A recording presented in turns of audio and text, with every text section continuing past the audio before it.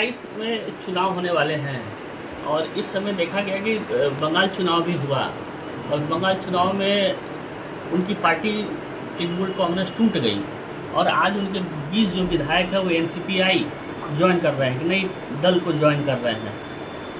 तो 27 का भी चुनाव होने वाला है, क्या स्थिति रहेगी? बहुत जल्द आप देखेंगे, बहुत जल्द आप देखेंगे कि 27 के चुनाव के बाद इससे भी बड़ी टूटन जो है वो समाजवादी पार्टी में होगी। और समाजवादी पार्टी में टूटन होगी तो एक प्रश्न ये उठता है कि वहाँ उसके विधायक और सांसद कहाँ जाएंगे, क्योंकि भाई वहाँ बंगाल में तो एक ऑप्शन था, वहाँ चले गए, यहाँ तो कोई ऑप्शन है नहीं कि जाएंगे।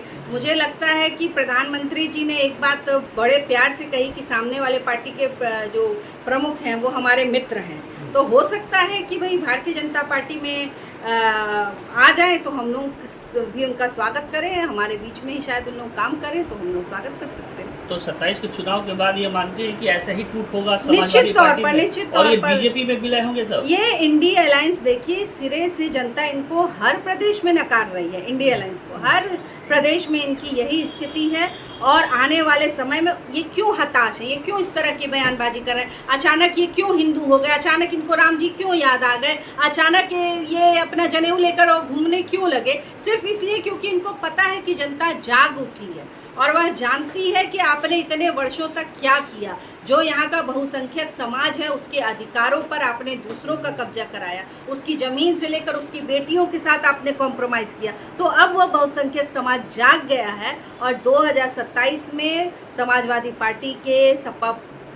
पार्टी को भी दिखाएगी जनता और बहुत बड़ी टूटन आप यहाँ देखेंगे। बंगाल जैसा ही हश्र होगा 27 उससे बड़ा होगा, उससे बड़ा मैंडेट भी यहाँ पे आएगा। और बिल्कुल आप देखिएगा कि पिछले 2 चुनाव से बढ़कर जो है हमारे पास इस समय आएगा मैंडेट और हम बढ़िया लड़ाई यहाँ पर देंगे और समाजवादी पार्टी का नामो निशान मिट जाए ऐसा प्रयास करेंगे।